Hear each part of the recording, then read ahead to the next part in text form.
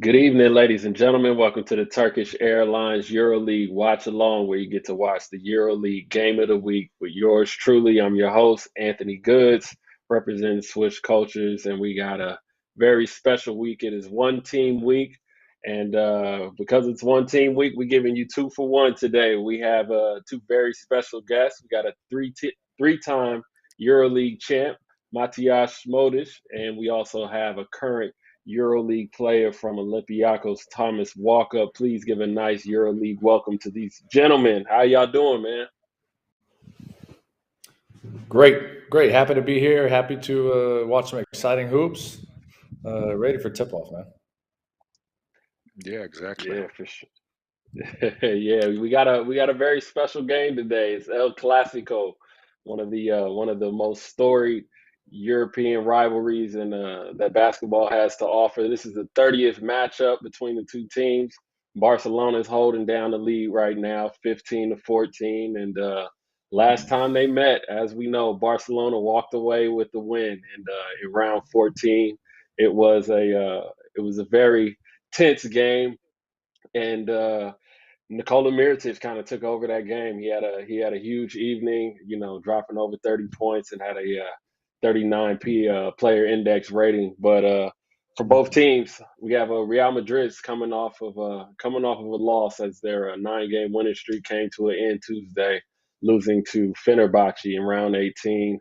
Sergio Yul had a tweet after the game.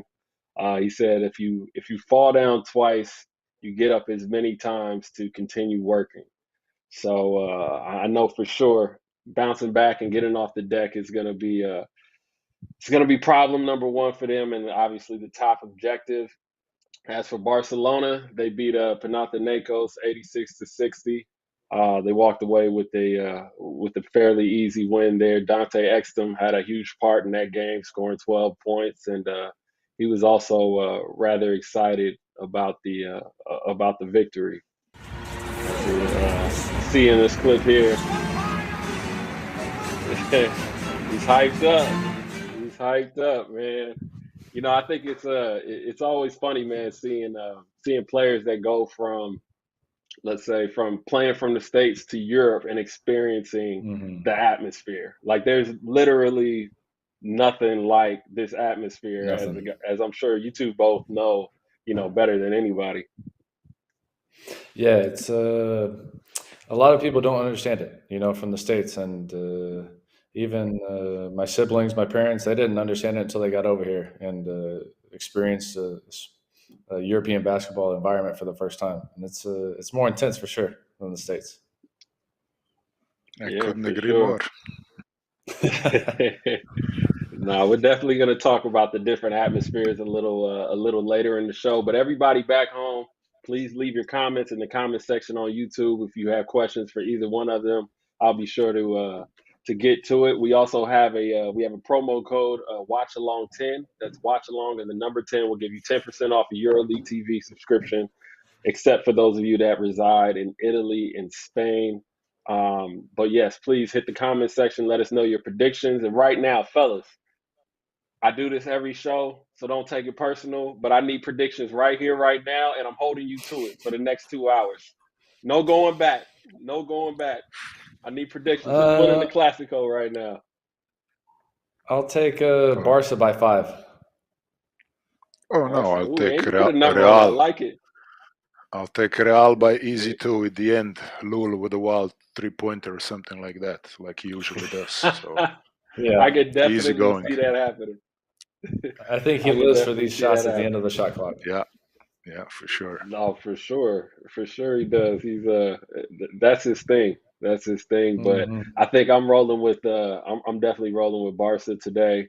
Um, yeah, I think Barca's gonna pull this one out. But Matias, I agree. Real's a different team at home. They're very, very tough to beat Hmm. at home, and you definitely Yeah. have a point there. It could be a very close one with some heroics at the end of Oh, it. But it looks like the starting fives are in. Any matchups you guys are interested in seeing? well, sure. It will be interesting to see how Real's gonna defend Nikolic, or how Nikolic is gonna Mirotic is gonna defend against their Yasubele, who is having a great season. So that's surely an electric matchup to watch and see who prevails. Will probably be the winner. For me, I think some of the key matchups are Sanli and Tavares, and also Davies versus Tavares. Tavares is so good at guarding the rim and protecting the paint, but Shar's teams have always hurt him with pick and pops, and if their bigs can knock down shots today, it'll be tough for Tavares to be on the inside protecting the rim. Yeah, for sure.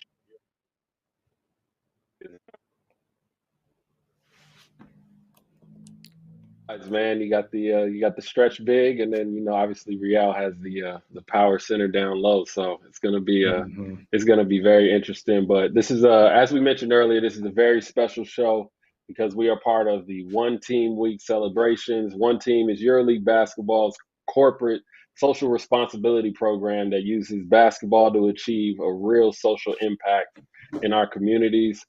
Since its founding in 2012, the One Team program has reached already directly and indirectly more than 23,000 participants through its various team projects. We'll be talking about that a lot more later, but that is the reason we're sitting here with these hoodies, and as you can see, we got one team all over in all the EuroLeague games today. So we'll definitely be getting into that later, but. Man, I'm ready for these guys to hit the floor, man. It's I think it's always, I mean, this isn't technically like the traditional derby, but it's always great having these rivalry games in the EuroLeague setting. Thomas, have you guys noticed the difference in the derby games, let's say when the derby game is in international competition versus domestic? Yeah, absolutely. Greek fans are pretty wild, and in the Greek league, there's a lot less rules. As far as what the fans can do for engagement, like setting off flares and bombs in the stands, stuff like that. So because of that, Greek league games, are pretty rowdy compared to a EuroLeague game against Pana. Right. Matjaz, what was your rivalry experience? Well, my rivalry experience is from Bologna back in the day when Fortitudo played Virtus, or Virtus played Fortitudo, and Bologna was a basketball city, and you can feel that, let's say, rivalry even on the streets, like a month before, and it just got bigger and stronger as the game approached. I'm sure that it's the same thing in Athens when Panathinaikos plays Olympiacos, or vice versa. And I don't think that Thomas would be walking around with this shirt so proudly for that week before or week after. So you're probably definitely hiding not on the north side of the town, team that's bus. for sure. Yeah, exactly. It can get dangerous at times, but I think that that's just because the fans love the game so much and support their home team and want to win at all costs, being the let's say the National League game or the EuroLeague. It's always fun to see powerhouses play each other like we have today, the two Spanish giants going at each other. Everybody wants to watch that, and of course the fans want to see them win always. Absolutely. Yeah, for sure. And for those of y'all back home, the game is just tipped off, and we're only 15 seconds in, so you guys can head over to EuroLeague TV and catch this game and the rest of the EuroLeague action for this round on EuroLeague TV. But man, I swear, like it's every time I see Tavares setting the screen, man, I just really just hope and pray that the bigs are calling it out. You know what I mean? That is not a screen you want to run into blindly. No, it's not. There's quite a few times I thought I was getting over a screen, and instead I just caught a shoulder to the face from him. Trey ball early, Sonley stretching it out. Yep. That's going to be tough for Tavares all night. Charis is really great at picking out a mismatch and going at it, and he'll run stuff at him all night and kind of neutralize him a little bit. Right. Matjaz, was there a player of like Tavares' size in EuroLeague? Well, in my days, yes, there was surely a couple of players that had that size, but I don't think that there is one that reached this level as Tavares is right now. That could be so dominant or had that kind of impact on the game, and he has really developed in the last, let's say, 4 or 5 years, or the time that he is there with Madrid. So yeah, he's definitely somebody that you have to take into account. Yeah, for sure. His timing is really unbelievable. Not just blocking shots, but tipping balls out that are on the rim, and then also stabbing at the ball. He's never overcommitting and giving up easy layouts for the big or anything. He's always playing neutral and making the guard a little indecisive. Yeah. Yeah, no, he's definitely good at that, and I think for his size, man, being both tall and with his muscular build, he moves really well. He's able to recover and guard pick and roll pretty well. It's impressive. Quick hand. I mean, for a big man, just has really quick hands, which is you never see that. Yeah, for sure. But a big man that size, for sure, yeah. And going back to your team real quick, as I see we got a lot of Olympiacos fans already in the comments section. They're here regardless if a Greek team is playing. They always show out. the Greek fans are definitely going to show out, and we got it. They always do. We Thomas, you gotta talk us through what happened last night, man. It was definitely a special night for you guys, and we had some late game heroics that were we did. that were in place by Slukas. Take us through that last play. I mean, anytime Slukas has the ball with a wide open shot, as time expires, I mean, that's a shot we're happy with, 10 out of 10, and I was really impressed with the composure of him and also Shaquille McKissick to be able to see the clock, with just a couple seconds left, be able to pump fake, have the calm mind to do that and still get a really good shot up and not just forcing up, some late game stuff. But man, that was a fun game to watch. That was a fun game. Indeed, man. And it's funny. I've been saying it since early, maybe within the first, I ain't gonna say the first week, but since the beginning of the EuroLeague season. You guys are I picked you guys to be in the Final Four. I picked you guys to be in the Final Four, and as I do with all predictions, I stand on it. I've been standing on it. You have to. I have to, man. I haven't wavered, man. I haven't wavered. So I need you guys to pull through for me. Yeah, early. A lot of people, a lot of people changed up about 6 or 7 games into the season when we started playing well. But I'm glad you were in on it early, man. No, for sure. Well, it's still a long season, but you guys are doing well. For sure. So keep it up. One game at a time. That's the recipe. Yeah. I think I think we have a clip of that last shot from last night. See if we can pull that up here. And Costas Lucas with an opportunity to win it. He kicks to the corner. Shaquille McKissick hesitates. Right back to him. Nothing but net. Incredible. Speaking of this is just a veteran at his best. Somebody that's been obviously around for many years, played a lot of clutch moments, had the ball in his hands, had the poise to do it. And, to me, it looks like a well-designed play. Looks like he had idea from the moment he got the ball on the defensive side to just dribble it up and I'll just keep running, something will come up. So Yeah, he's you always probably run moving. that in.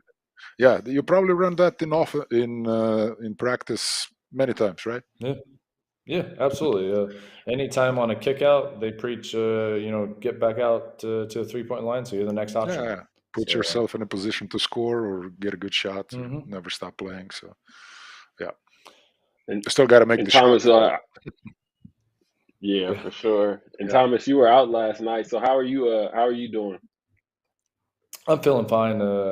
I'll be back some point this week, so just a minor Okay. hiccup, but Yeah. yeah, obviously tough schedule, cup coming up and everything, so didn't want to make anything worse. Right. Right. Yeah. You definitely got to play it safe, man. And but Hmm. going back to this game, man, Barca is they It's done killing jumped it. out to a man. Hmm. They are hitting on all fours. As looks like that was an and one there. So we got a score of 14-2 with 5:50 left in the first quarter. Barca's rolling. I feel like Barca's always in the beginning of they start games really really well. It's like Hmm. they prepare, man, and they always, for the most part, it seems like they always come out very very sharp. But Yeah, I mean, no lead is safe in EuroLeague.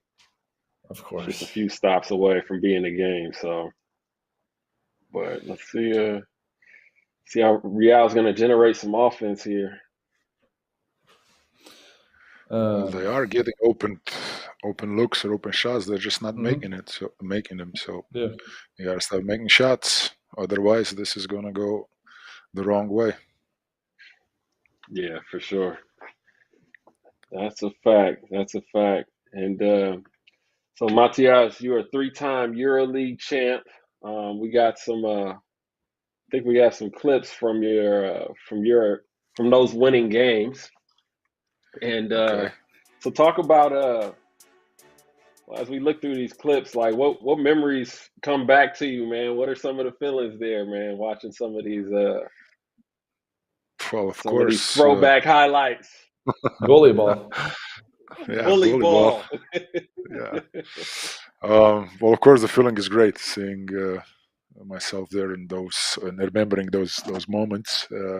Hmm. But I was just a young kid, especially here in Virtus, my first season when we managed to win everything, and I was able to get coaches Messina confidence and his satisfaction with myself and uh, having some playing time with the likes of Rashard Griffith, Frozini, and Antoine Rigado, and the roster that we had back then, Hmm.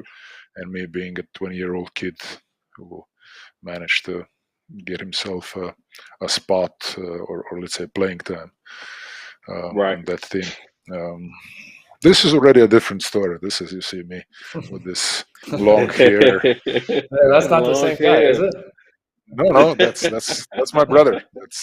That's my brother there in Prague getting an offensive rebound. Let's say that's the Russian right there.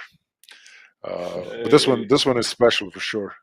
I know it meant a lot to me as a player. This one, this one was mine, so to speak. In Virtus, I Okay. was just a small puzzle in that team. But here, I had a big role. I was, um, one of the major players there, and we beat Maccabi, who was a Hmm. giant at that point in Mhm. EuroLeague. And this one was special, and I think we brought it back after 20 years, or I don't know exactly how long it was for CSKA Moscow to win the next um, title, and that one was really special in Prague. And then it happened Right. again 2 years later in Madrid. So Hmm. these are fun memories. Which of your three championships meant the most to you? Out of 2001, '06, and '08, which one meant the Well, most? if I would really have to pick one, it would surely be the 2006, where we were Okay. the underdogs. But in 2008, I think we already had the confidence because I think that was the third one in a row. the year in between, we lost to Panathinaikos, which was painful and was a very good experience, because I always say you learn more from your losses than you do from your victories, because you always go through it in your mind, what you could have done better and what it would have taken to win the game. So if I would have to pick one, it surely would have been the 2006. And my last question is, so what was it? What evolution did you see in Coach Messina during those years, during that span from 01 to 06 into the 08 championship? Did you see any differences in the different times that you played from? Well, the difference was how he treated me personally, or let's say me as a player. I always think that he was a great person on and off the court, and once you get reestablished, or once he accepted you, or once you passed all of his tests, so to speak, on the court and off the court, that you showed him that you could have that you're capable of playing under pressure and doing the assignments as he wants. You get into that role of 21-2. The score is amazing. Is something wrong with the scoreboard here? Is there one missing or a two? Come on, Real. Come on, man. This is crazy. At home too. Something's wrong, man. I don't think this scoreboard is working. No, but going back to Messina. Surely it was as the years progressed, as we stayed together for a long time, it was easier for me to play for him. Sometimes it would be enough for him just to glance at me, and I would understand what he wants, or what we did wrong, or what we have to improve.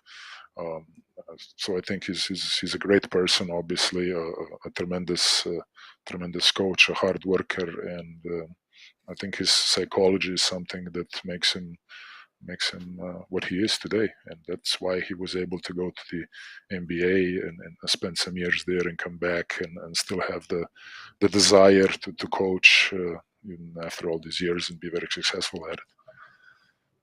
Yeah, he's definitely a legendary coach indeed, and man, and everybody back home, if you're not watching this game, it's getting ugly in a heartbeat. It is 24-4 with 2 minutes left. 24-4. This is unbelievable. This game is gotten out of hand. Nobody expected this. Nah, not at all. This is a big surprise, especially with Real being at home. Yeah. They've played so much lately. They basically played every other day, it seems like, for the last 2 weeks.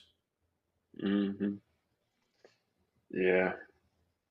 No, this is tough. I think they're gonna have to pound it in this. Yeah, they're gonna go getting it into Tavares. Bully ball. Yeah, that just looked so easy.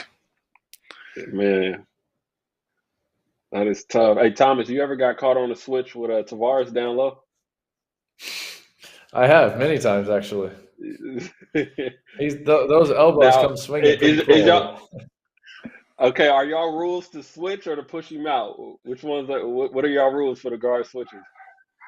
Guard, be physical, try and put. Stay in, here. It's stay in front, but try and push them down so they don't have any room for the lob. But that's a lot easier said than done with guys like Tavares. I'm digging down at his knees and he's not moving. Right, it's like a parking brake. Right. Yeah, man, he's well, that's a good pass. Smoked it. Yeah, they're going so fast. Okay. Barca's in such a groove right now. Man, they are. Barca's doing it, man. It's 28-6, 26 seconds left in the first quarter. This is let's see what the fans are here talking about. See how bad Real Madrid is. Everything needs to change. Real is bad. Okay. And then the rest are Olympiacos fans. Everybody else, please tap in. Let us know who you guys think are going to win this game, whether you are affiliated or not with either team. We'd love to hear from you, or if you have any questions for the two guests here, we'll definitely get to it. Man, what do you think? So what does Real have to do, man, to turn this around? Outside of getting stops, okay, that's obvious. Let's say offensively, what do they have to do to score the ball? Let's start there. For me, the two go hand in hand. You know, Barca's so good at set defense and playing 5-on-5 that at some point you got to get something easy, not so static. And you know, if they get a couple stops, then they can catch a rhythm on offense. And EuroLeague is, you know, every possession is so physical, so tough that if you're not playing with rhythm, you know, everybody touching the ball, moving, it's difficult, man, to make shots when everything is really out of rhythm. Right. Yeah, it's not like you can just switch it on and off. Yeah, I agree. You have to have a rhythm. You have to have 3-4 good things, something that will change your momentum. I don't know, and one play or a block shot or something, or a dunk or a midcourt. No, not this one. Or a midcourt shot that will get you going. Something. No, that's it. And ladies and gentlemen, that is the end of the first quarter. We have a score of 28-8. Barcelona has come into Madrid and taken over, and that is the end of the first quarter. I'd like to bring your attention to the EuroLeague Fantasy Challenge. It's a free of charge online game that gives EuroLeague fans a chance to pretty much create and manage your own teams. You can buy players, trade players, compete against your friends, and best of all, you get to win great prizes. We have an in-house EuroLeague Fantasy Challenge expert, and he says that he's taken Mirotic and Tavares on his side, but they are easy picks. But he said to watch Chris Jones at Asvel, with Olympiacos being out on offense, so a lot of the balls will run through him. And then Mitrovic for Red Star would be a good selection as well for your EuroLeague fantasy team. And for the fantasy challenge, if you'd like to sign up, please head over to fantasychallenge.euroleague.net. It will be free of charge.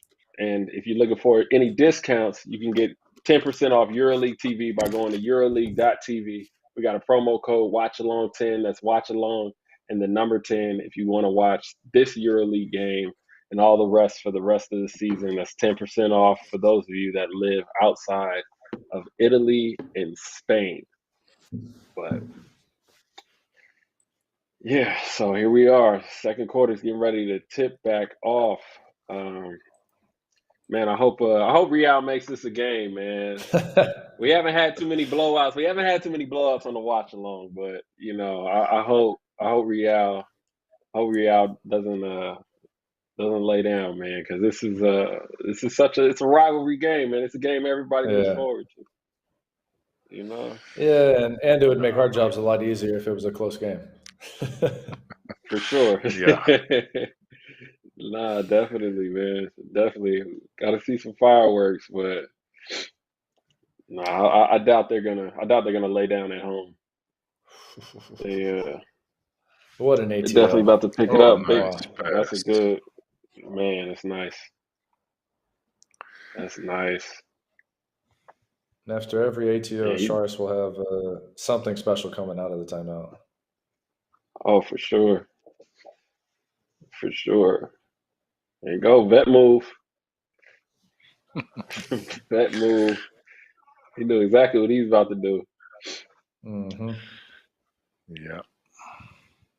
It's always the worst, man, when a veteran player, I mean, just a smart player in general, it doesn't have to be a veteran player, but when you get got with something, you just always like, but the smart ones steal it though. The smart ones take it. You know, you take it, you learn from it, and you're like, okay, that was good. I got it now. I think the worst ones to me are the ones where, you know, it was on the scouting report or you knew that, you know, it's in his bag of tricks and you still fall for it. Right. You know, I think those are the worst ones to me. Yeah, for sure. That's a fact. Yo, Thomas, of these two teams, which players are usually like highlighted on highlighted when you guys play them? Um, Definitely Mirotic, um, Hmm. because they run so many actions through him. Right. Um, and for Madrid, it's tough to highlight one guy, just because they have so many Hmm. different weapons. And even it's amazing to me. You only get so many guys on the roster, and they have uh, guys that would be some of the best players on other EuroLeague teams sitting out. And Hmm. it's so it's hard to pinpoint one guy from Madrid. Right.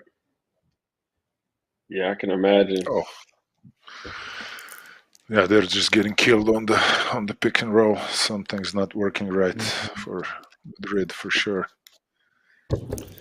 Madrid Yeah. really look like they're a step slow on everything. Yeah. Yeah, for sure. They're definitely a step behind, but we have as always on the watch along, we have a player head-to-head matchup that we always look out for in the beginning of games. And today, it's Thomas Hurtel and Nikola Mirotic. Hurtel's averaging 9.6 points, 2.7 rebounds, and 5 assists a game. He was the 2016-2017 February MVP, and he led Oh EuroLeague in my God. assists in 2015, and 2016. Nikola Mirotic, he's been the EuroLeague MVP for both the month of October and December. Former Real Madrid player, he's leading the league in scoring. He had a career high last time these two teams faced off earlier this season, and he's shooting some crazy numbers from the field, shooting 65% from two, 48 from three, 89 from the free throw Oh, line. And today is Mirotic's birthday, Oh, so so he maybe wants that's a why big one, Barca's clicking on all cylinders, man. man. They must have some plans, man. Got a big cake waiting for him or something after the game. probably, probably. You don't get cake after a loss, that's for sure. Definitely not.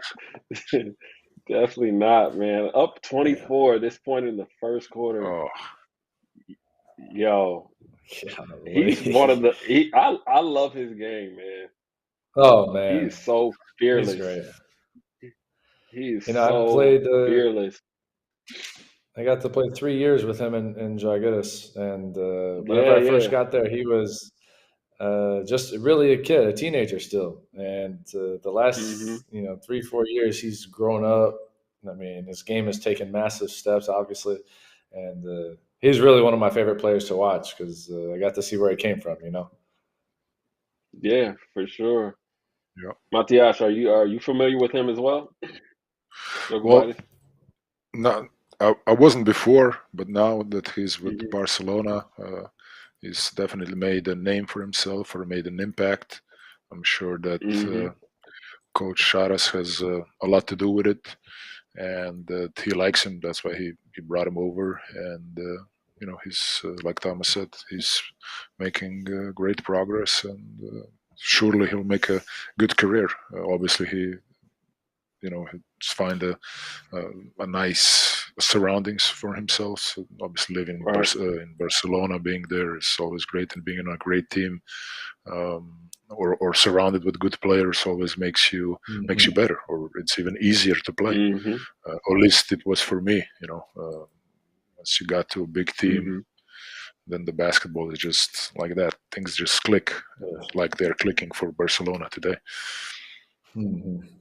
Yeah, I'm for curious to sure. see And what I think happens with the. Go ahead. no, go ahead. Finish your thought.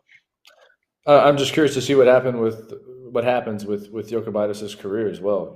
Obviously he Hmm. got drafted last season, but if he stays here, probably for the next 10, 15 years, he could be one of the best point guards in Europe.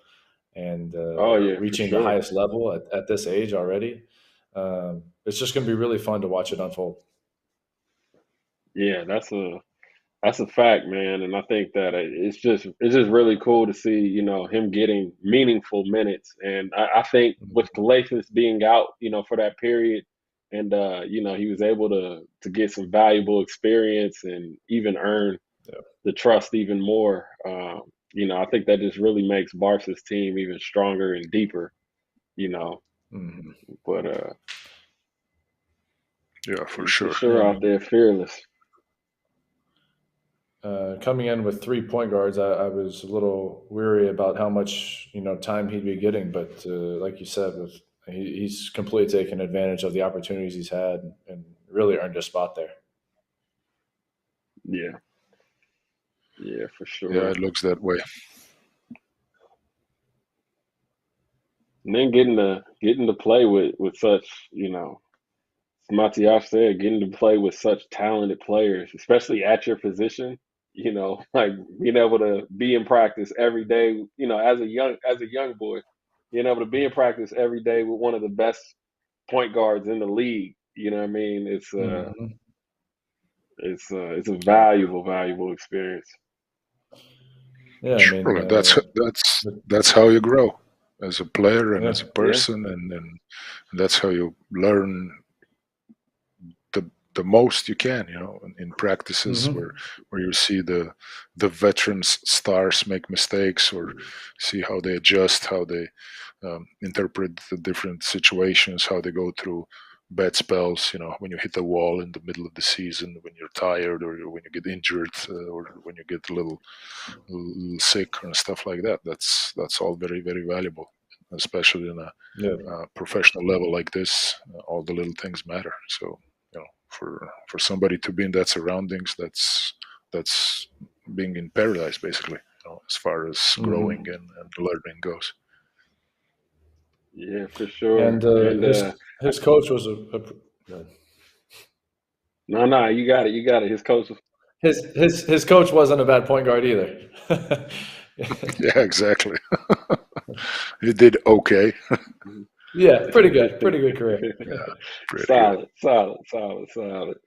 All right, I got a question for both of y'all. We'll start with you, Thomas. What was your first EuroLeague like deer in headlights moment? Like, all right, this is a welcome to EuroLeague Mm, moment. What was your welcome to EuroLeague moment early in your career? uh, Probably my very first game against Baskonia. Uh, Hmm. that that was they had a really good team that year, and the ball was moving so fast. I felt like I was moving in Hmm. mud the whole game. It was like we were constantly in closeouts. There was so much length on the court that it was like there's nowhere to drive, there's nowhere to pass, And really, this is Right, my right. very first game. Sold out crowd, everything, and I was like, man, I'm not sure I'm too good at playing this basketball thing tonight, And it it was a tough one for sure. Right. Yeah. Um, well, I got a couple. I always Okay. try to, you know, get myself going by looking at the top players at my position, or let's say the best player on the opposite team. And for me, it was Jorge Garbajosa, who was a monster, let's say, who had a great career with the national team, and went to the NBA, and win did win everything he could here in Europe. And just matching up against him for me at the beginning was something that made me realize where I am and where I have to be to play at this level. And the other guy was Mike Right. Batiste of Panathinaikos. He was just, I was like, Mm. okay, this is this is where the big boys play now. So I got to get ready for Mhm. this Right. mentally and physically, and raise my IQ and my mental toughness to be able to stay on the court. Going to places like Athens and Treviso and stuff like that is just was a shock. Or let's say, the first time going down Mhm. to Maccabi that first year uh, was no joke. In that Nokia Hmm. arena, full gym, that was that was a real eye opener, and a big welcome to the EuroLeague. Yeah. Right. No, I can imagine, man. And we got a comment here from Iona Steph. He says, Thomas, are you okay? We need you so bad for the Cup Final Four. I'll be Red back and for white sure. I'll be circles. back for sure. It'll be back. It'll be back. I'll be Hold back tight. for sure. Hold tight. I appreciate the love and support from the fans. That's for sure. That's next level here, man. It's unbelievable.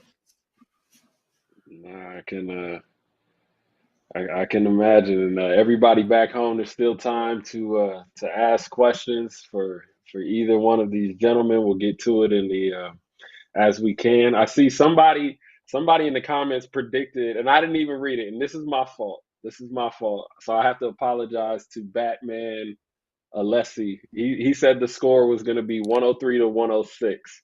And I was like, all right, there's no way the score is going to be 103 to 106. But Barcelona might get there. They looking like they might get there. So you know what? That's my fault. That's my fault. I ignored the comment. I ignored that comment. But that's my fault, Batman. I should have known. I should have known. Barcelona is hitting right now.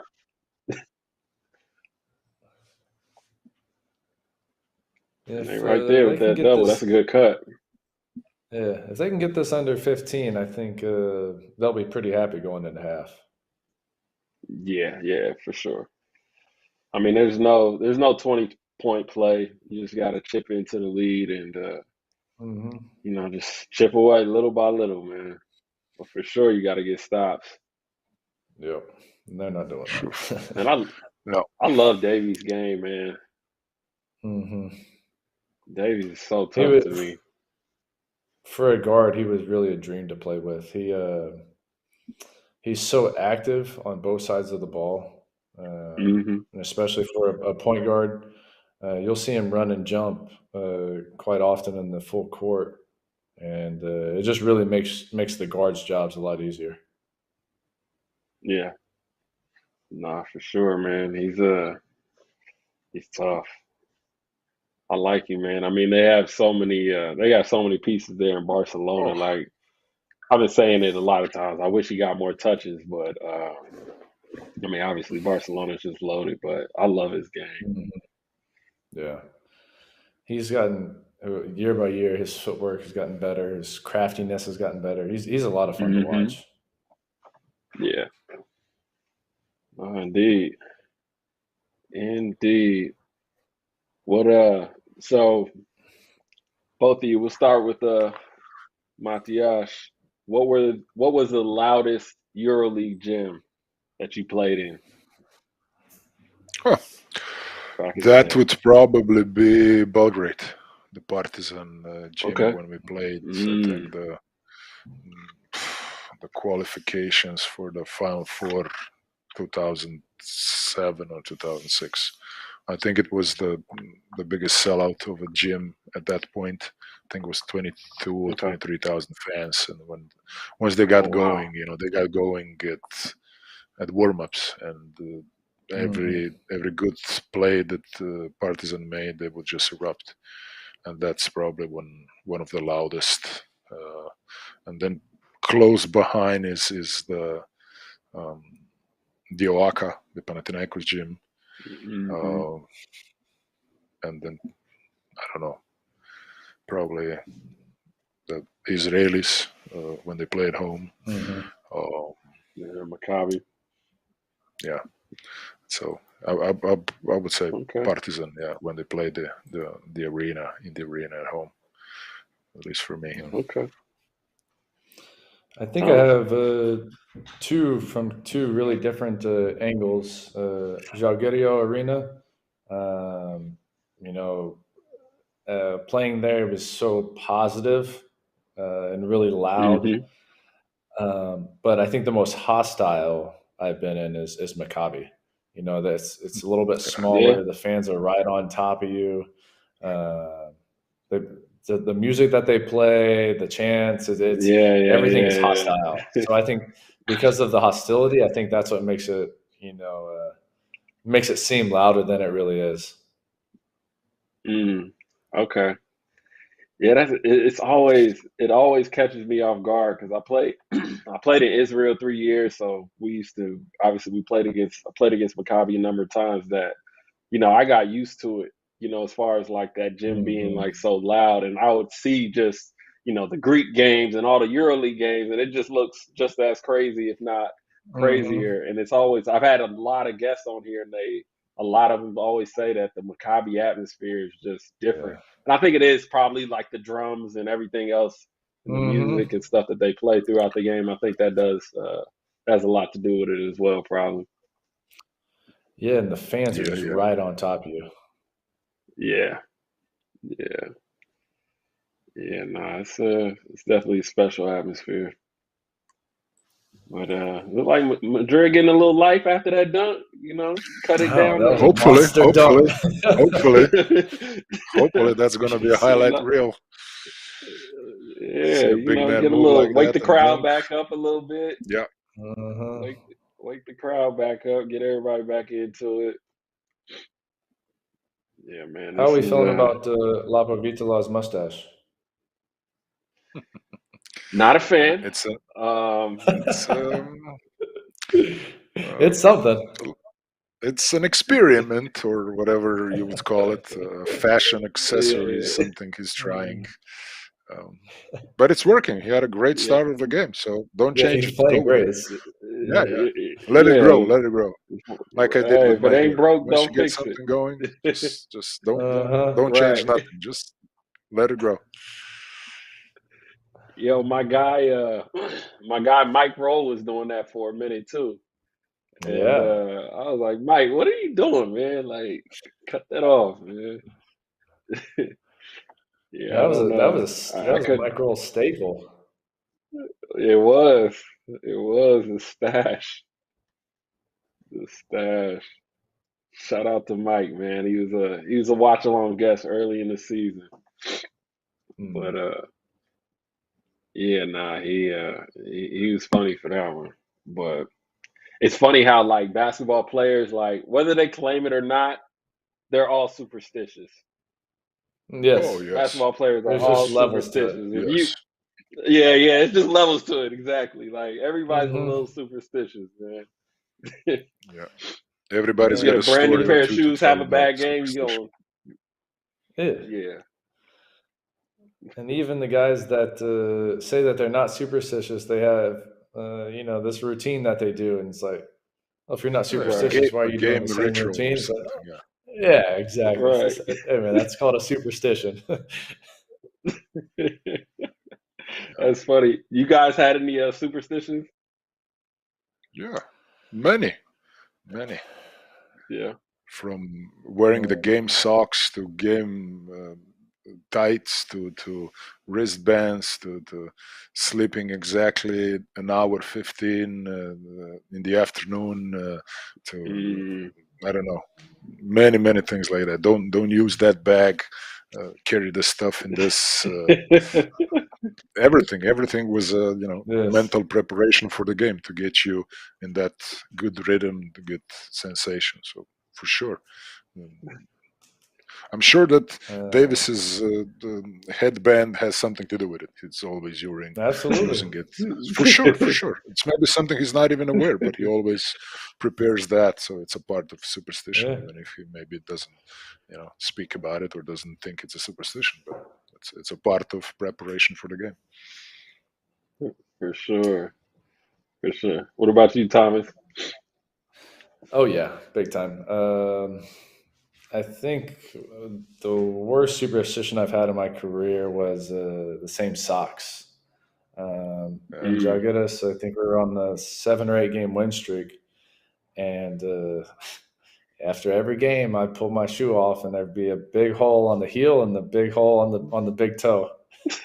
And it's like, well, I can't change it now, And Jankonis and Malaknis are killing me about it. Come on, man, just change it. It's like, oh, we're winning, and the holes just kept getting bigger and bigger and bigger. Would you wash them though? Oh, of course. Okay. It's funny, man. In college, Brooke Lopez was on my team, and he had a pair of lucky socks, but he didn't wash them, and he would wear them every game. So they started turning brown, and we were at a free throw one time, and Taj Gibson looked down. And he was like, what the? And I was like, hey, bro, we got some different stuff going on. Just leave it alone. Just leave it alone. We're winning.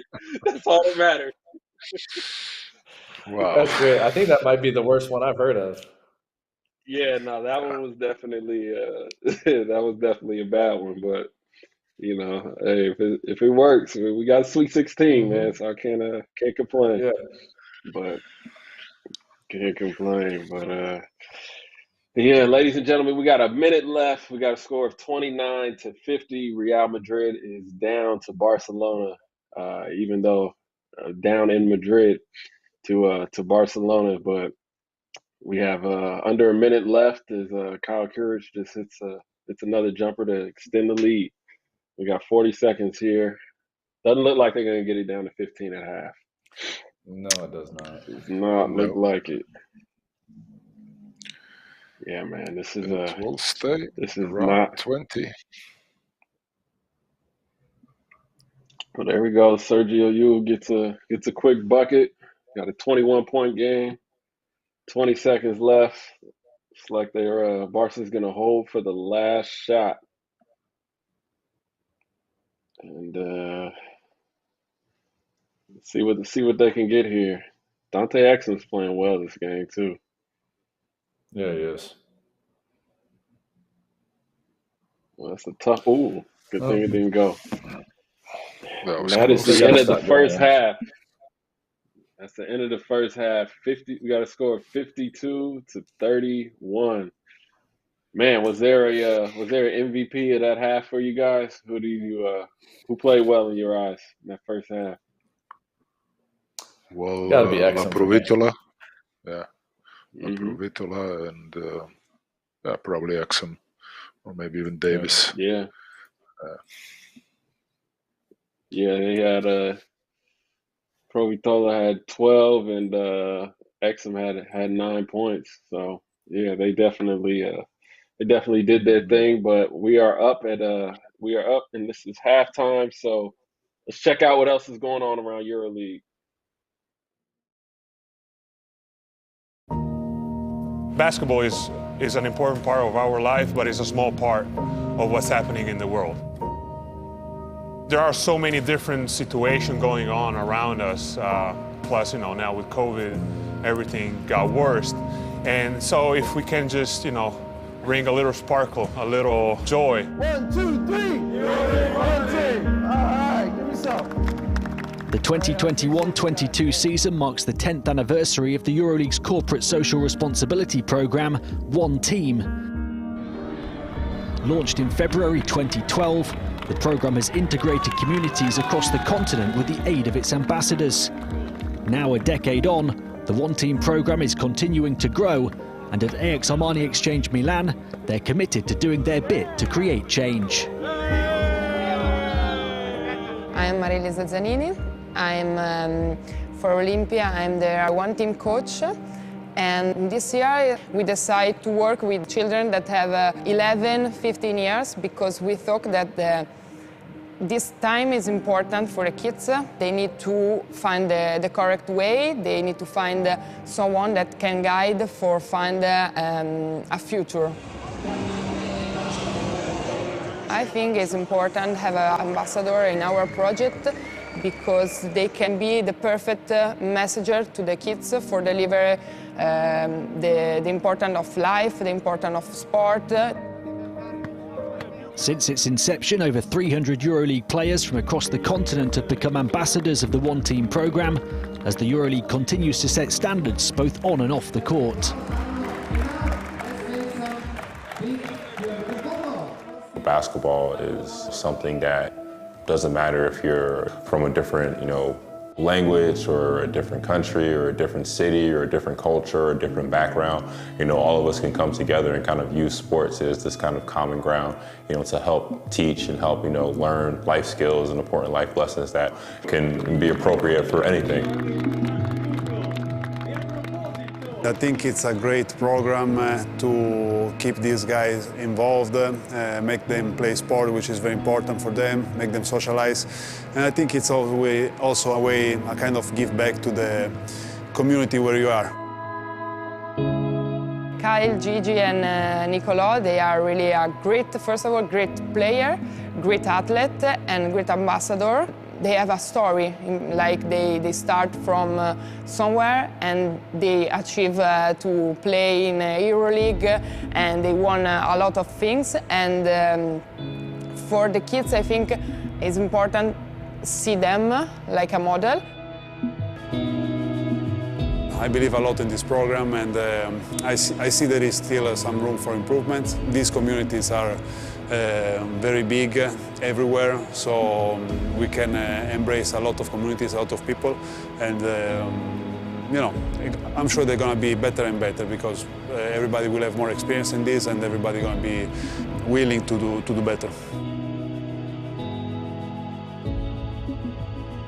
To see where it's gotten in a 10-year period, I mean, I think it's going to grow even more. I think it's going to be able to, you know, help touch and help reach, you know, so many more people, you know, inside the basketball community, but also outside of the basketball community.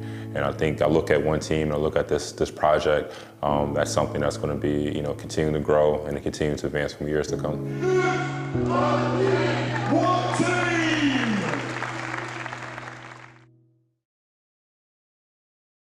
We are all one team.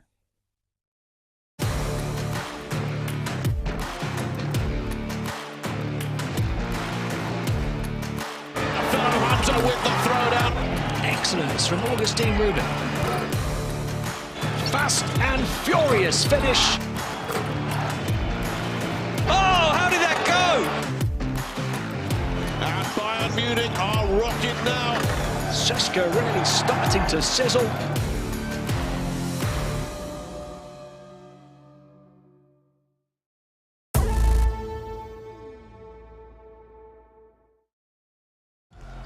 Away goes Walkup. Smodis is trying to get round the backside. Then Walkup banks it in inside the final second. A stunning play. Here goes Walkup. Oh, and he thunders it home. Thomas Walkup.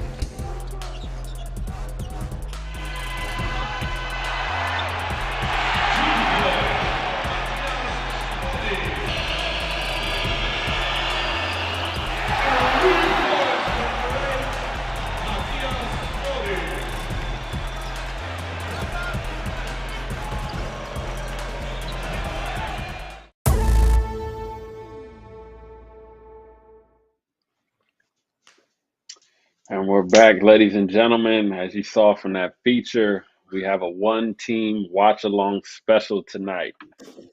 Matjaz, you've been involved in one team since the 2015-2016 season as a EuroLeague Basketball ambassador. Right.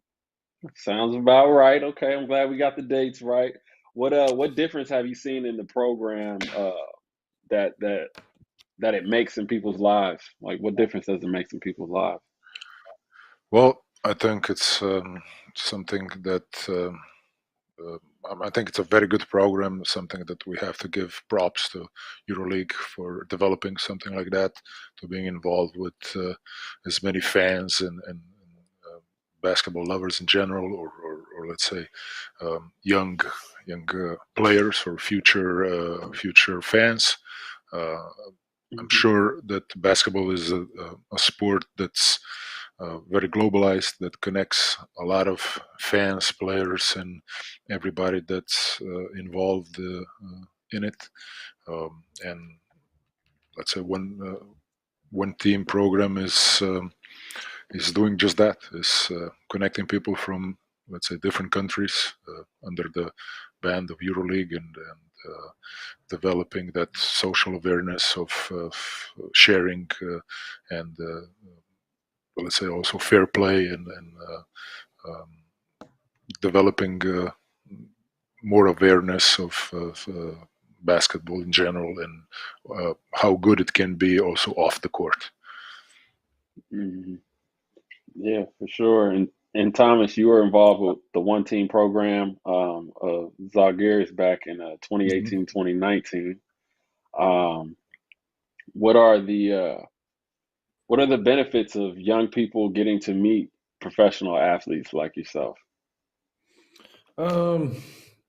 Definitely gives them something to follow, you know, a role model, somebody that's leading by example, shows how, you know, to carry yourself and act around others. But then also, on the flip side for the players, I really took it as a blessing, that these kids looked up to me, and that's not something I took lightly, and I really enjoyed being an example and getting to spend time with kids that are less fortunate than I am. So I was really happy to be involved with that. Yeah, for sure. What who are some of your guys' role models as young kids? Mine was my brother. He was older than me, and he was a really, really good basketball player. And I just wanted to do everything he did. I'm sure it annoyed him at all steps of us growing up. But if he was out working on his game, I was out there trying to play with him. And when he would accomplish a goal in his career, I would say, I want to accomplish that goal. And he not only was great on the court, but gave me a great example, to follow off the court. So I was really happy I had that, because I know not everybody grows up with a role model like that, and I had one in my own household. Right. Okay. Well, I didn't have that fortune as Thomas did, to have somebody to living up with my role model. I would say that in my beginnings, I really didn't have one. But as soon as I was able to, follow the NBA or see some NBA players or games, or let's say the Dream Team and stuff like that, as soon as I saw Charles Barkley or Alonzo Mourning, I fell in love, man.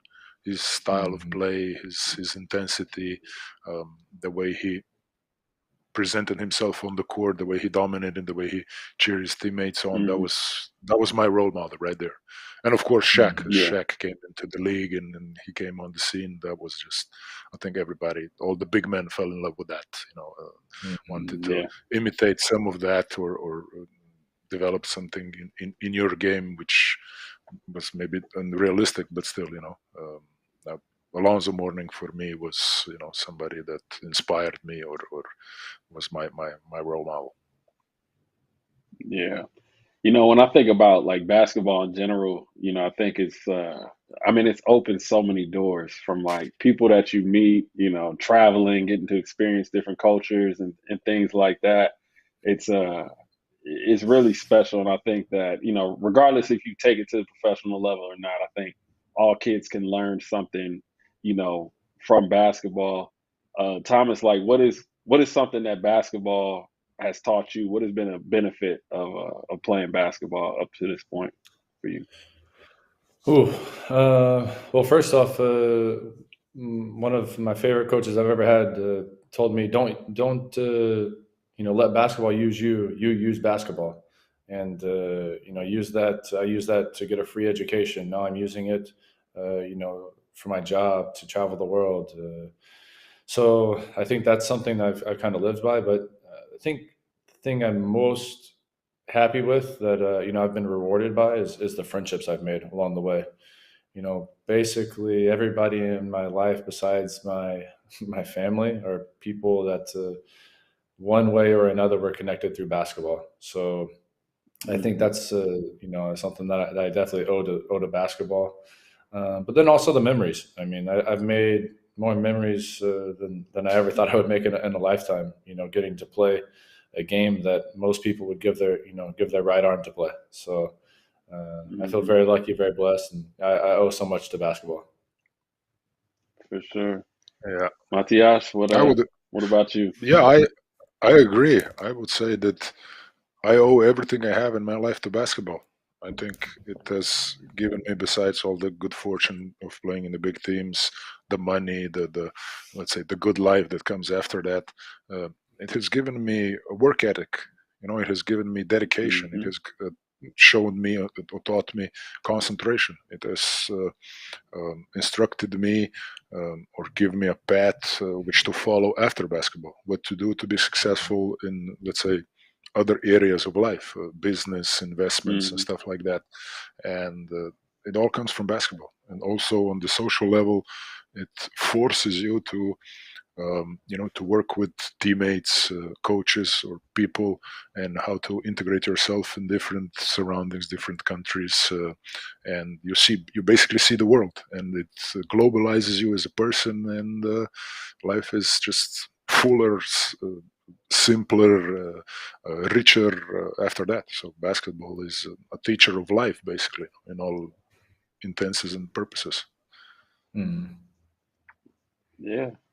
Nah, that's a fact, man. I think basketball is such a beautiful thing, and it's like, even when things are going wrong, you be shooting 100 shots and they not falling, and it's like, I still love you, but just go home. You know what I mean? It's like it's not like a girlfriend. A girlfriend gets you mad. You like, I need space. Get away from me. Yeah. You'll sit there and you'll just keep. I'll call you tomorrow, maybe. Yeah, I agree.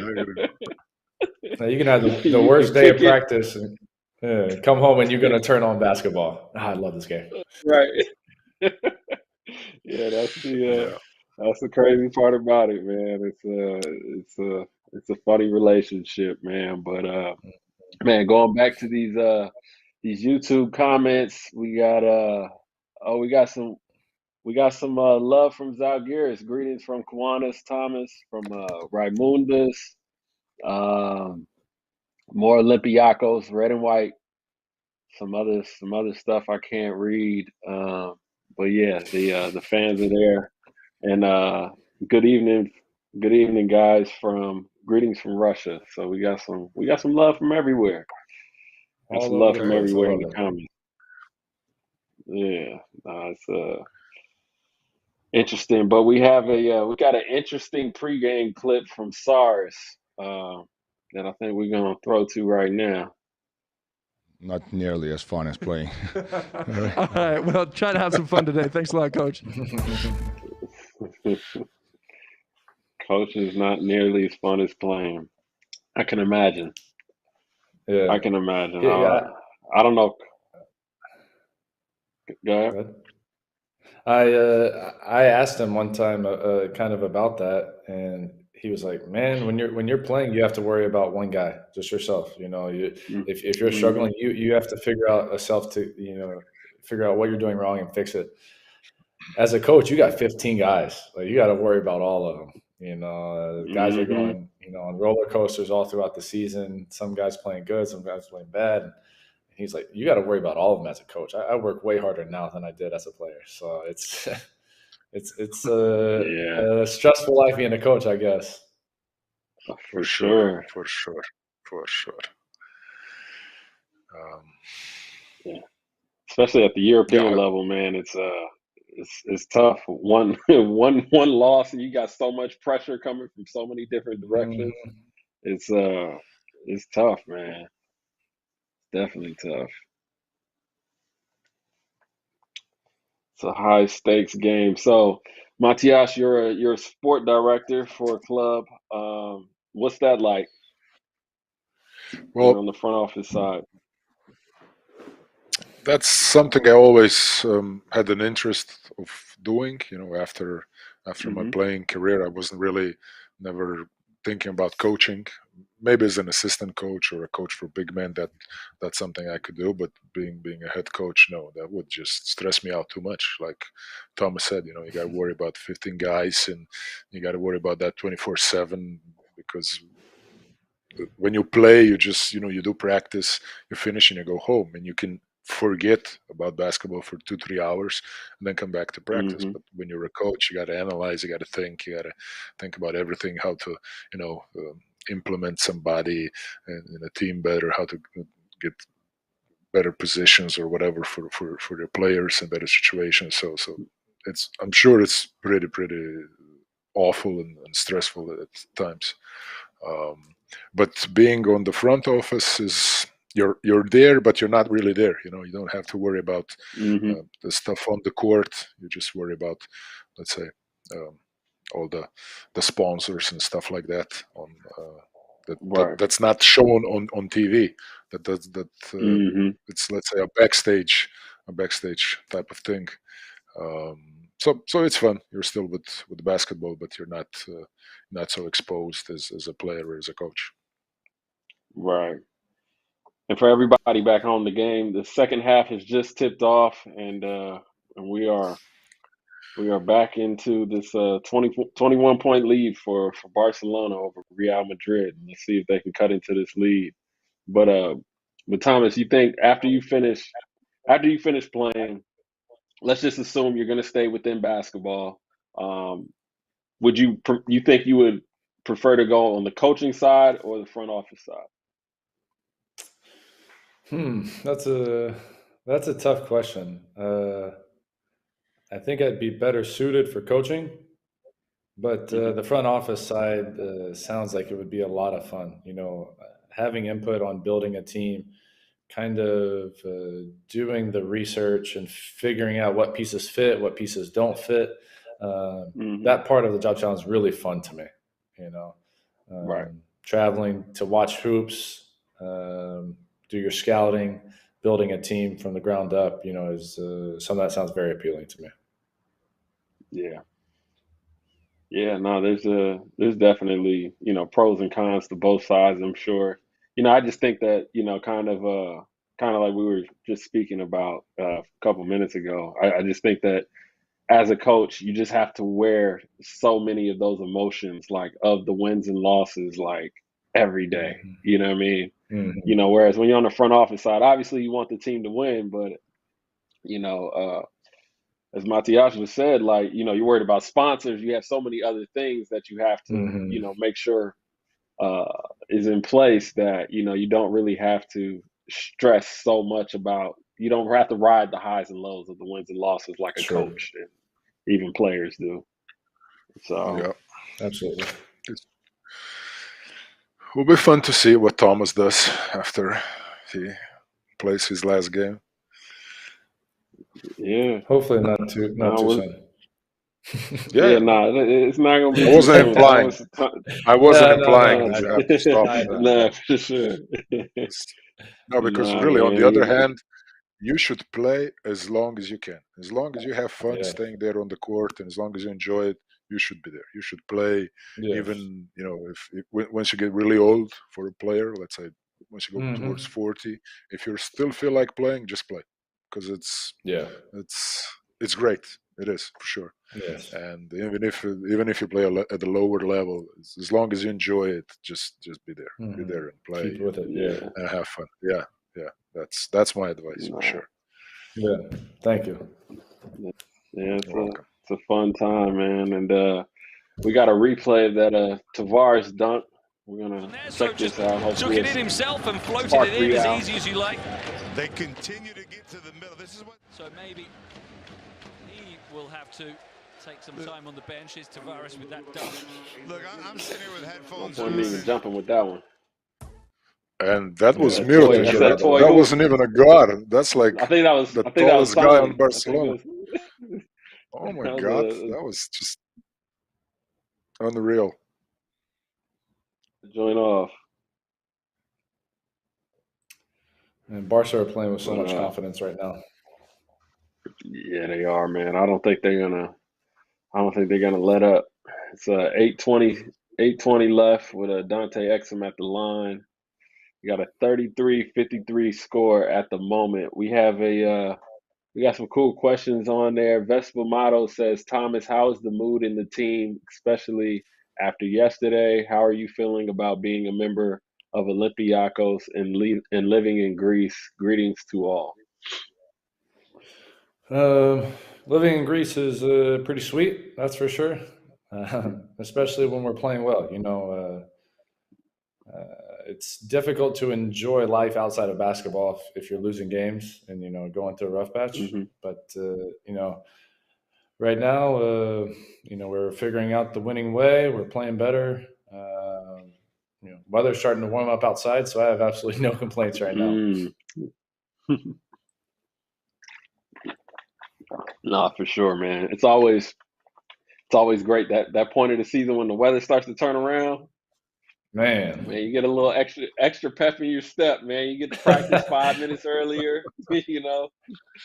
Everything's a little better. Food tastes a little better. You sleep a little better. Yeah, that's true. Man, it's absolutely true. Especially if you play in Russia. If you play in Moscow, I can imagine. when you see that sun come up and you go like, okay, it's about that time. We're going to the sunny days. Season's coming to an end. Yes, let's go. That's a relief.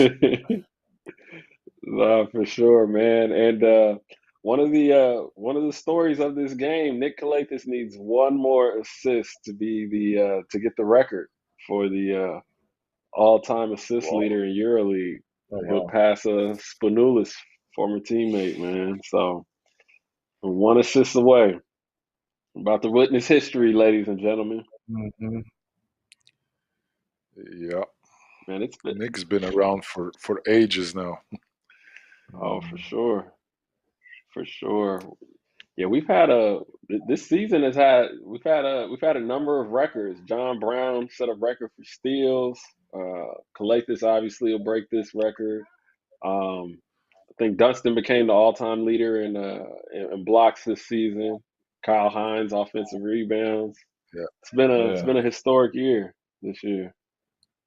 But I definitely hope Kalatis breaks this record this game, man. He's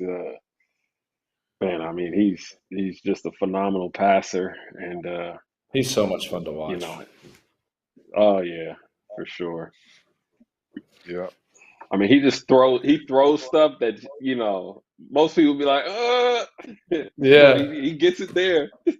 Yeah, somehow he gets it there. I think what's great with him is he makes so many passes out of nothing. It's not like it's through the play or off of a pick and roll. He'll just see the defender turn his head, as they're just starting the play, and boom, he hits it. Right. Yeah, I think the cool part about Kalatis is like you watch how like when you watch the replays of his assists sometimes in slow motion, it's like you just see how narrow or how he threads the needle, or like you said, that player that wasn't looking. He just turned his head for a split second and the ball just grazes over his head. It's crazy, man. He's a mastermind for sure. Definitely. But yeah, we got another question. He said, could you ask Thomas about his memories in the 2018-2019 season with Zalgiris? They were down to 13th place with 6 games to go, but went on an amazing run and clinched the final playoff spot. That was actually the streak I was talking about with the holes in my socks right there. Yeah. Okay. Man, that was the secret. It was It was an unbelievable. We had started off so bad. I think we started off like 2-8 or 2-9, something like that. Mm-hmm. And every single game was so close. And then finally it clicked. We just got on a run. Shots started to fall. Our offense had so much rhythm. And that was a really, really fun time of basketball. It was just everybody. We became a well-oiled machine. It seemed like we were unstoppable. Mm-hmm. No, that's really cool, man. That is really cool, making a run like that at the end. Mm-hmm. That was a nice shot. Yeah, I might have to cut a mustache like that and go play the lottery. I mean, he's out there doing it. It's got to be something. He's playing with a ton of confidence. Oh yeah, for sure. For sure.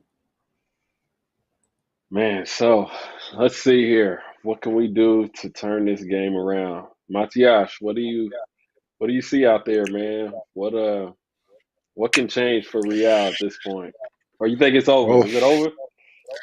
No, I don't think it's over, but Real has to do something in the next couple of minutes, or by the end of third quarter, they got to cut it down to at least 15, 14,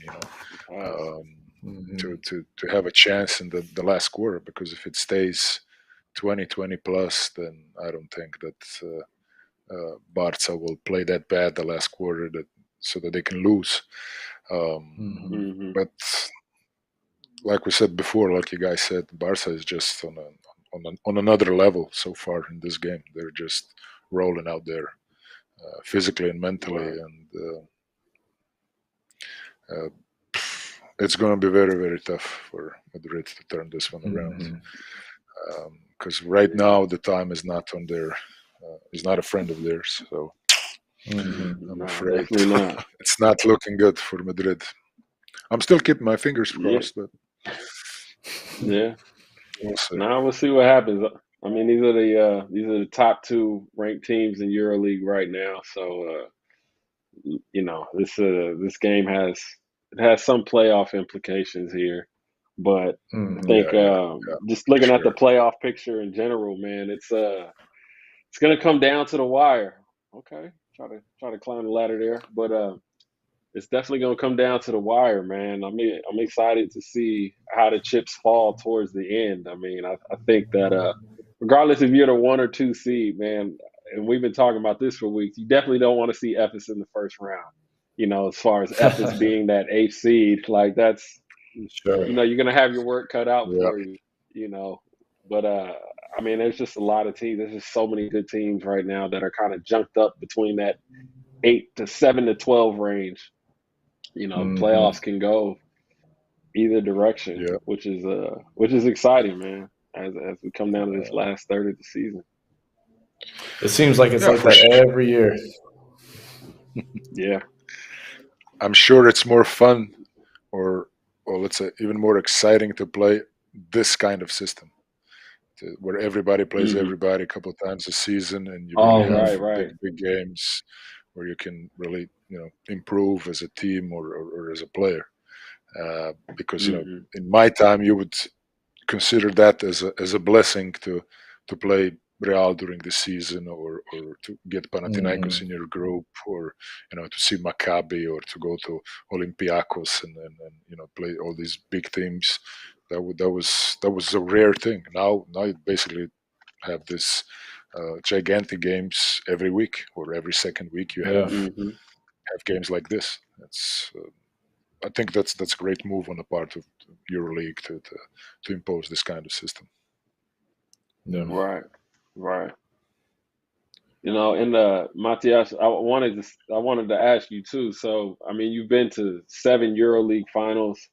Now, with those teams, what was consistent with those teams that you think helped y'all make it to those finals? What was one thing that was like common with both of those teams, or with all of those teams? I mean, excuse me. Yeah, with all. Well, I would say just the mentality of a defensive-minded team. Maybe it's the best expression.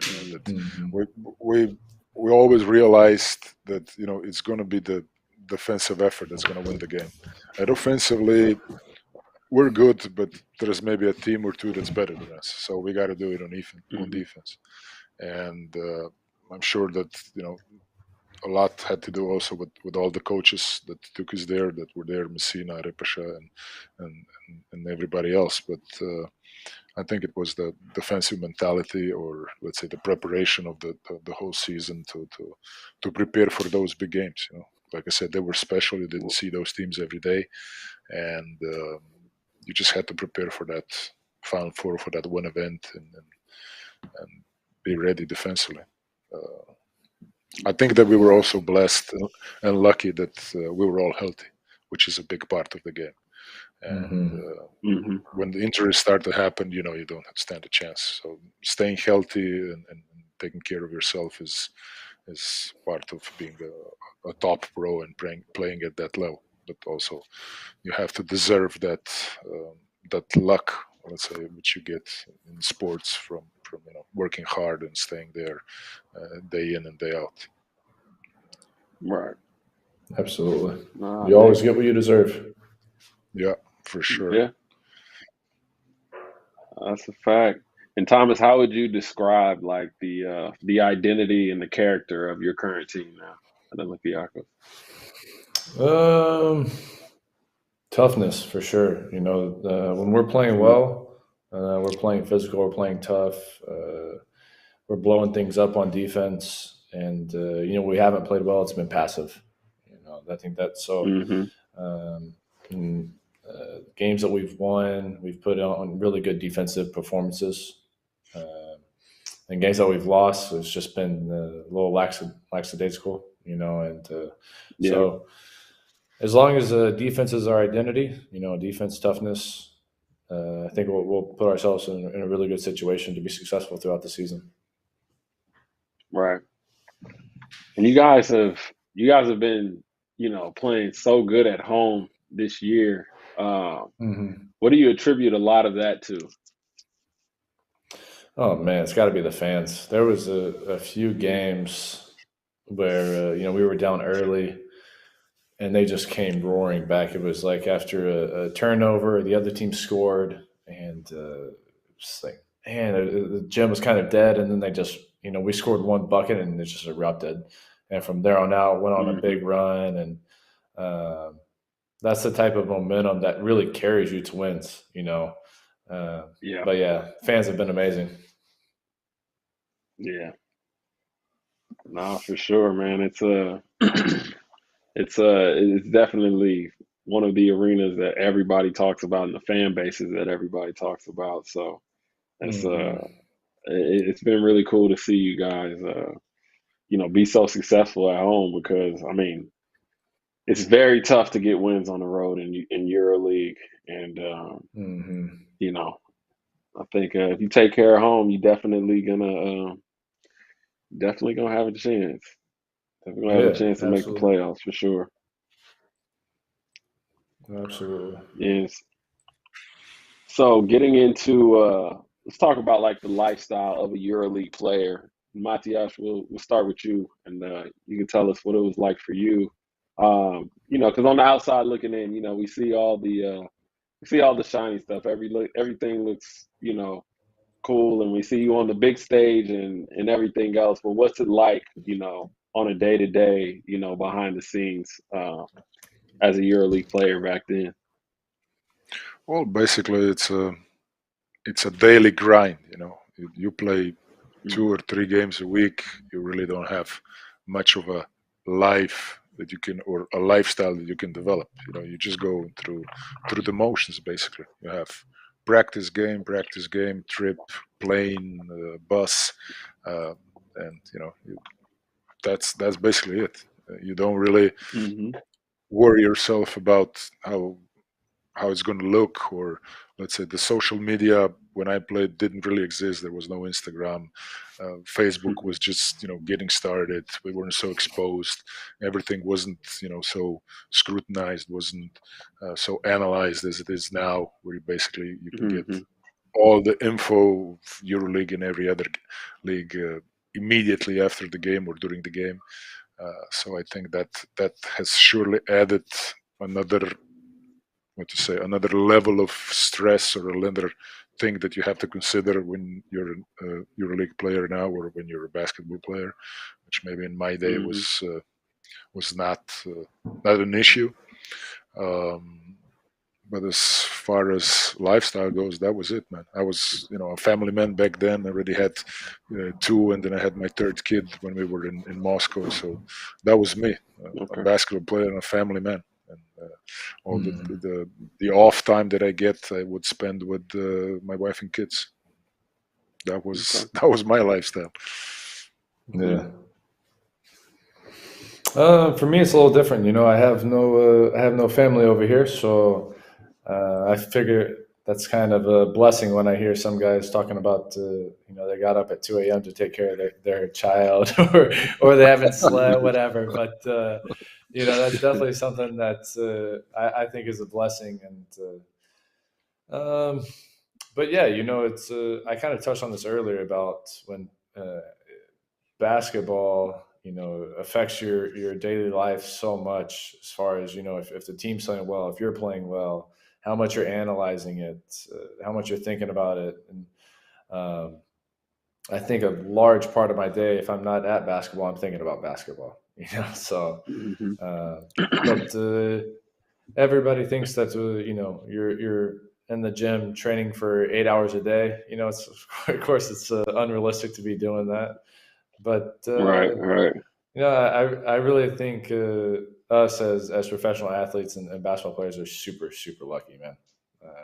I know Yeah. a bunch of my friends, family members that are, up super, super early, driving into work before the sun's up, and they're there for 10 hours. And, we get to sleep in, get to practice, take care of your work, and you got free time. Feel very lucky and blessed for sure. Yeah. Yeah, nah, it's the greatest job in the world, man. It's the greatest job in the world. And it's funny, I feel like, the older you get as a player, the more you spend your free time taking care of your body. You're like stretching and foam rollers, and looking up yoga poses on YouTube.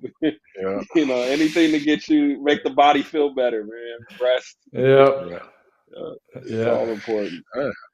Basketball is a young man's game, as you get older, chasing around or after those young legs that come, after you later in the career, and it's a problem. So yeah, you got to invest in yourself as you get older, just to stay there, to stay healthy, to stay on the court. And, that's what I said to Thomas. Just as long as you can, stay there, enjoy, and, absolutely, have fun.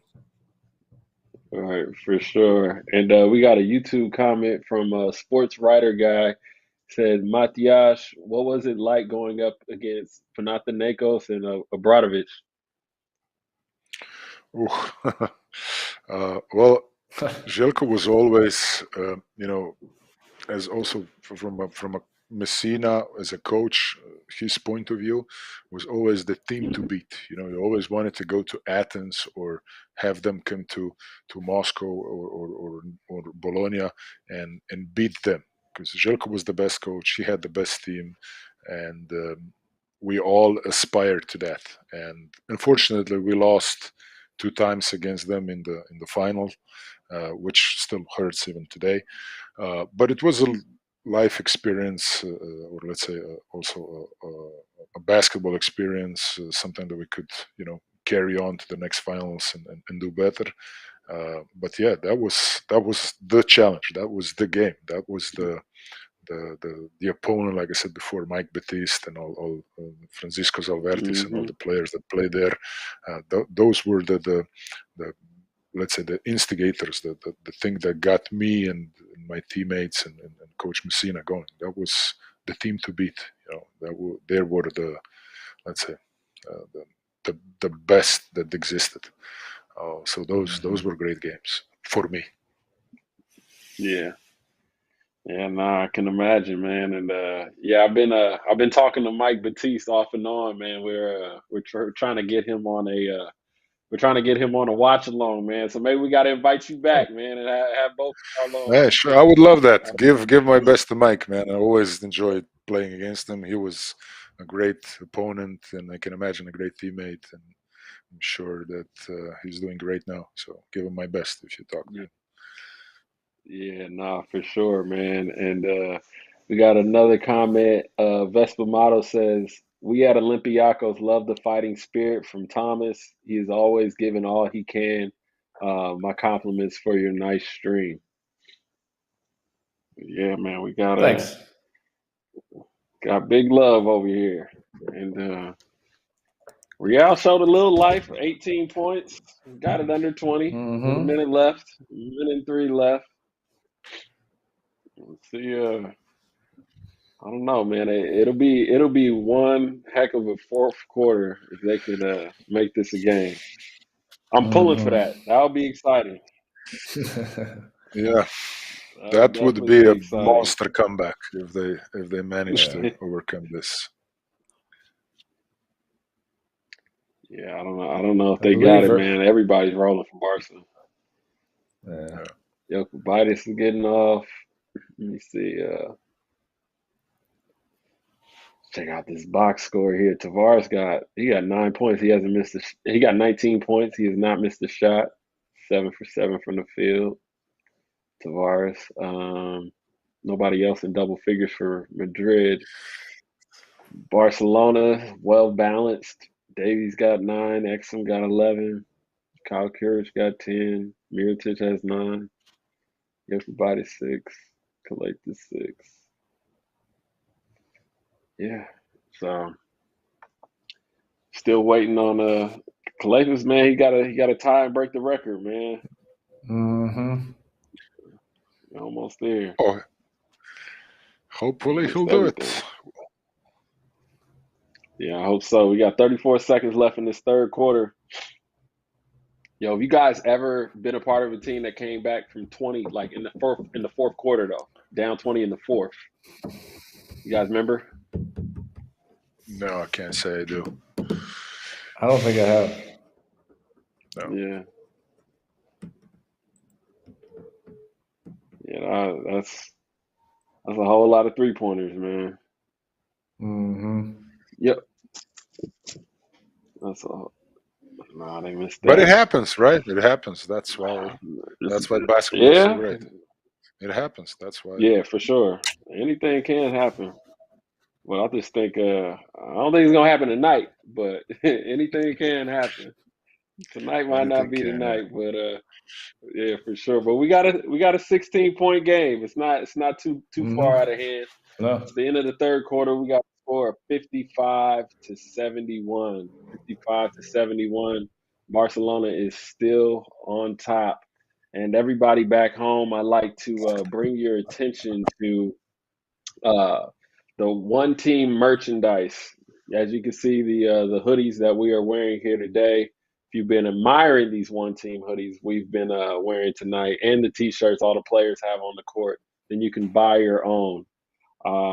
As you look here at this graphic, you can purchase them from the EuroLeague's Amazon store at EuroLeagueStore.net, and the proceeds from the sales will go to support the clubs with their one-team programs.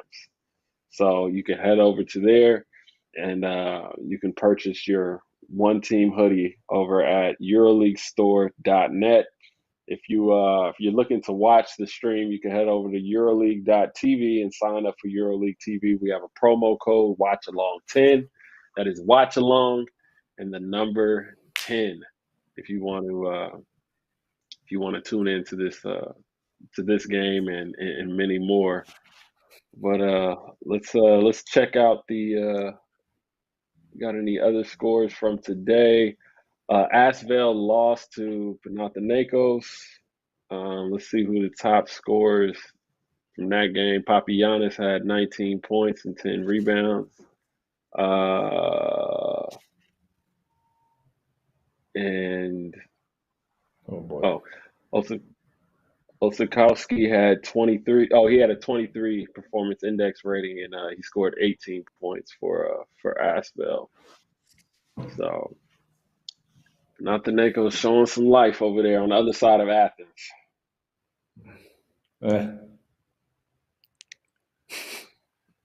Man, it's we got a YouTube comment. They said I need to get McKissick on here already, man. Gotta get Shaq McKissick on. That'd be a great one. That'd be a great one. Yeah. Yeah, we're gonna have to see if we can set that up, man. Yeah, Shaq will be a great guest. We got a question from Vrexel Papades. Excuse me if I mispronounce your name. Anthony Smodis, if he was ever close to signing in a Greek club. Well, actually, I was when I finished my stint with the CSKA. There was, or at least I was thinking a lot what to do next, to go back home, to get closer to Slovenia, to sign, somewhere in Slovenia or to be in Croatia. And there were a couple of offers from Turkey, and also Panathinaikos showed some interest. But I really didn't feel like, being away from home. I just felt like, this is it. I'm at that age when, maybe it's time to go to a lower level to play the EuroCup or, to come back home, to settle down. And after discussing it with my wife and everything, we said, okay, let's not do Greece, even though, I'm sure it would be wonderful to live and play there and to experience Athens and to live those games and play those games. But that was, let's say, a life decision that I don't regret. But yeah, at one point, it was something that was on the table. Yeah. Nah, that would have been an experience, man. And yes, for sure. But in life, you got to make some choices, and that was mine. For sure. After I think 11 years being abroad and playing EuroLeague in Italy and Russia, it was time to take a step back, or to play at a lower level, and still enjoy basketball and be closer to home, which at the end was okay. Yeah, I think at a certain point, man, I mean, everybody has to start, thinking about the transition, and as far as what's best for you and the family, and especially towards the end of your career, and just doing what's best from there. So exactly, you got to have an idea what you will do, what you would like to do, or where you want to live. If you have options to where you want to settle down and stuff like that. Mm-hmm. So right. I dig that. We got a Madrid showing 16-point. Yeah, we got a 16-point game with 8 minutes left. Matjaz, I usually don't let people go back on their predictions. It's usually set in stone. But since this is one team week and we are all one team, do you want to be one team and hop on the Barcelona bandwagon?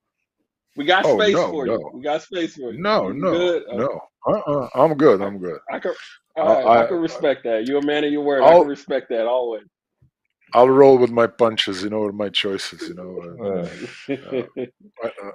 Look, I think the Barcelona is a super team here in EuroLeague. Mm-hmm. I think that Milan or AC Milano comes close with all the roster that they have, and I think then the next one, of course, is Madrid when all the players are healthy, and I think that's the top of EuroLeague right now. Even though CSKA adding. Help me out. Pangos. They signed Pangos. Yes, Kevin Pangos. They signed Pangos. Yeah. Yes, Kevin Pangos. Mm-hmm. I think that will boost them a lot, and they will become even more dangerous in the playoffs.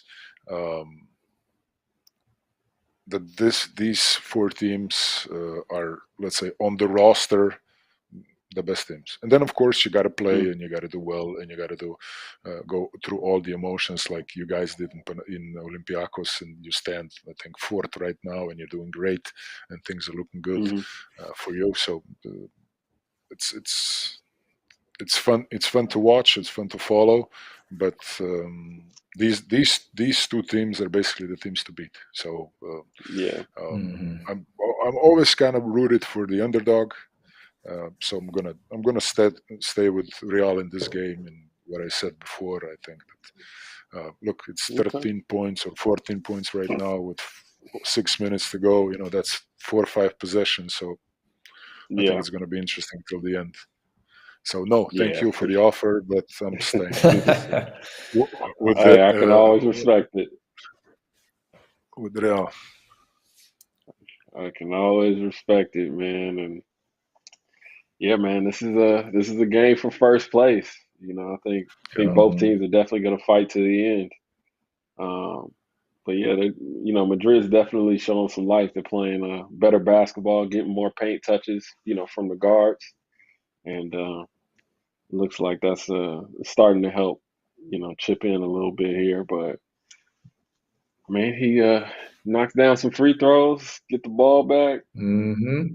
Could be a different game with 6 minutes left. Could be a different game. And in the comments we got a Red Star fan. He's letting us know how he feels about it. And I can't read his name, but he said Matjaz from Russia with love. You got a Russian fan in here. Spasiba.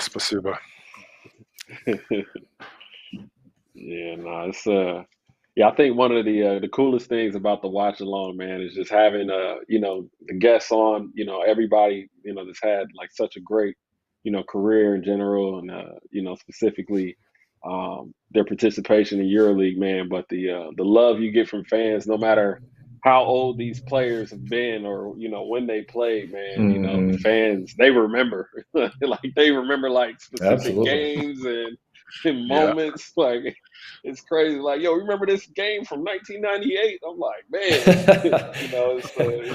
No, I don't even remember that. Yeah, but it's really cool, man, to see everybody showing love in the comments, man. It's really dope.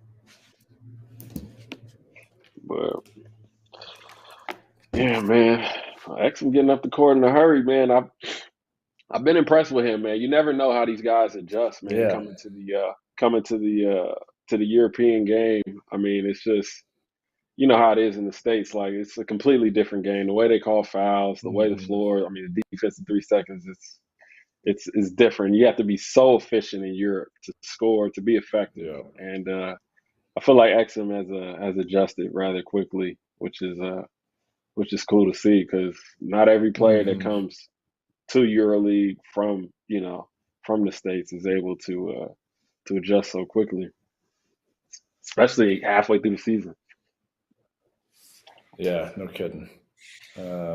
Yeah, so and Shar's system is it's a difficult system. It's very organized. He wants specific things, so it's difficult to come in right away. But he's been awesome. Yeah, no, for sure. We got a 13-point game. They're getting closer. They get this bucket. No, it looks like it's staying with Barcelona. I mean, staying with Real. Mm-hmm. Oh, no, it looked like Tavares might have hit that last. That's a tough. What they call there? Do you know? They just call a timeout. Oh, okay. We got a timeout. 13-point game, 62-75. We're here in the fourth quarter. Looks like we have another question for Matjaz. What was it like playing in Italy? How was the experience? Oh, Italy was great. I love the atmosphere, the easygoing Italians, the lifestyle there, the food. Like I said before, Bologna was a basketball city at that point. Both Virtus and Fortitudo, both teams were in EuroLeague. There was a great rivalry. So those 5 years that I spent in Italy, 2 with or 3 with Virtus and 2 with Fortitudo were amazing for me. I was 20, 21 years old when I got there, and that was 4-hour drive from where I'm right now, where I live. So that was for me amazing, and I love Italy, and I'll always remember it with a great passion, with a smile on my face. I love going back there, and Bologna always have a special place in my heart. And also, the Italian fans, the let's say the smaller cities, or even Milano and Rome, they had good teams back then, and the places were packed, the atmosphere was good, and so that was really, really tough, but also fun part of my life, or let's say period that I spent there. So Italy, right. molto bene, molto bene. Yeah, nah, Italy's definitely cool, man. I had the privilege of going to the Derby this past year in the fall. I think it was in November or December. I went to the Derby. It was Virtus was home. It was cool though. Yeah, I love derbies in general, man. They're always a great time. So much fun. So much fun. So much fun, man. And yeah, I agree. Yeah. Especially now that I've retired, I can just sit back and enjoy it as a fan, and just look around in the stands and see all the crazy stuff going on. It's definitely a different experience. Yeah.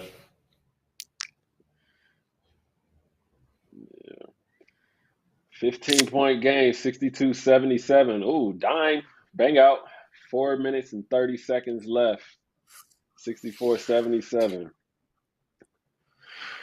See if looks Real like can turn this thing around, man.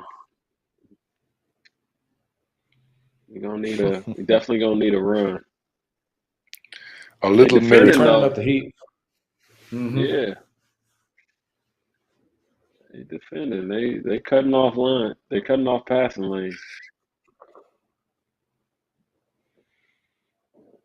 That's a nice play there.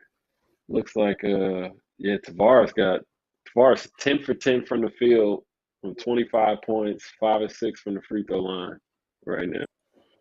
He's having a monster game. Player index rating of 35. He's having a big game right now. Golly. 10 for 10. Let's see if Kalaitis has he picked up another assist? Let's see here. Where's Kalaitis at?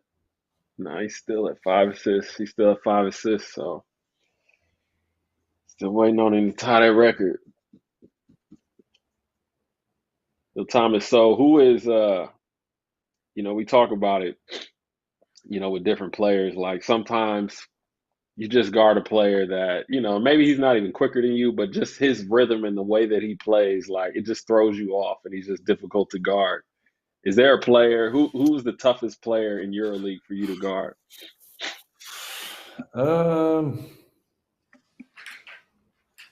I would say Mike James because of his unpredictability. You never know where he can pull up from. He's also super quick off the dribble. He's crafty. He plays with such a swagger that you have to always be on. There is no resting when you're guarding him. You got to pick him up at half court at the latest because it's going up at any time. So right. But he's a lot of fun to compete against, though. He's definitely one that you test yourself against. Right. All right. He's playing great right now. Yeah, he is. He's playing really well. Passing the ball, scoring. He's doing a little bit of everything, man. He's playing really well.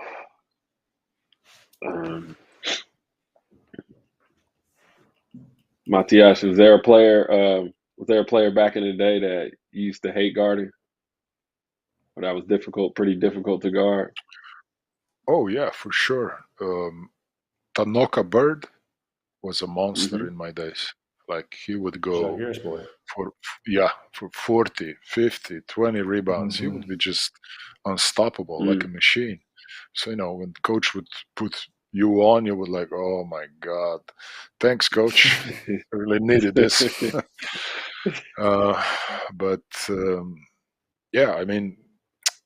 You have many players on many positions in EuroLeague right now that are capable of scoring monster points. Let's say Mike James and Shane Larkin, I think, are the two most unpredictable guards, or have so much points in their hands that you just don't know if he's gonna go for 10 or 40 that night. So you really have to come prepared individually and as a team. And then you have guys like Mirotic that is a modern big four that can dribble, shoot, drive, kick, whatever. It's just so many versatile players in the EuroLeague right now that so much talent. And I'm sure I'm forgetting somebody. Don't I don't want to get offended that somebody gets offended, but EuroLeague is just fun to watch right now. There's just wow. So guarding, people like Tanoka Bird, or let's say Jorge Garbajosa, or even Gregor Fuchka that first year, was tough. Was really, as an inexperienced kid coming to EuroLeague was tough. But it was a challenge. It was something that you had to you have to accept and do your best and improve as you progress. Yeah, for sure. That level of physicality is something that definitely surprised me coming to EuroLeague. It was just a complete step level up. The year before I was in Champions League, and That's just it's like it's a different game. Yeah. And like you said at the top of the show, man, just the amount of focus you have to have, like every possession, you know what I mean, for an entire game, man. Like everybody on the floor. It's it's special, man.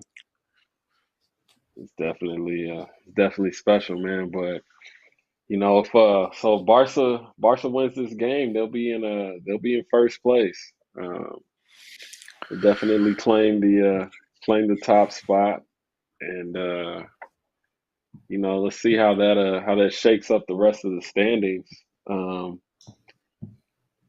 So Real will be back in second, and then let's see what third place will be looking like.